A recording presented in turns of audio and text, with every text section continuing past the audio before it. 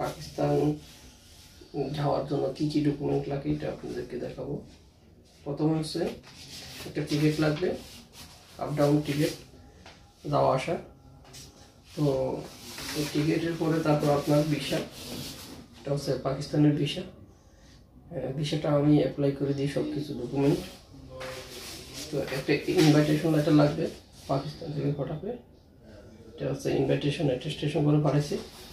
তো এটার ক্ষেত্রে আপনার কোম্পানি হলে কোম্পানি পাঠাবে, পার্সোনাল কিউ থাকে পার্সোনাল কিউ দিয়ে পাঠাই দেবেন। তো আমাদের আজকে 3টা ফাইল করছি পাকিস্তানে। এই 3টা ফাইল আজকে আমার ফ্লাইট এদের রাত 9টায়। তো যাদের পাকিস্তানের ভিসা লাগবে ইনশাআল্লাহ সব কিছু করে দেওয়া যাবে। পাকিস্তানে বাংলাদেশের ডাইরেক্ট কোনো ফ্লাইট নেই। বাংলাদেশ থেকে দুবাই যাবে, দুবাই থেকে পাকিস্তানের ফ্লাইট হবে।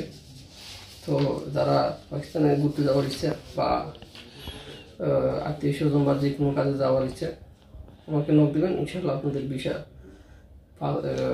ইনভাইটেশন লেটার এবং টিকিটের ব্যবস্থা করে দিয়ে যাবে। খুব দ্রুত সময়ের মধ্যে 24 ঘন্টার মধ্যে আমরা ভিসা দিয়ে দিই।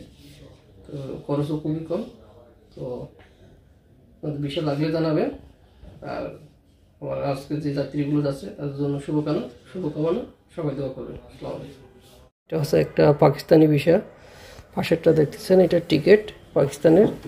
তো পাকিস্তানে যাওয়ার জন্য প্রথমত ভিসাটা লাগবে, তারপর আপনার একটা ইনভাইটেশন লেটার লাগবে। এটা হচ্ছে ইনভাইটেশন লেটার, আমার 3জন লোক যাবে আজকে। তো এটা হচ্ছে টিকিট, আপ ডাউন টিকিট।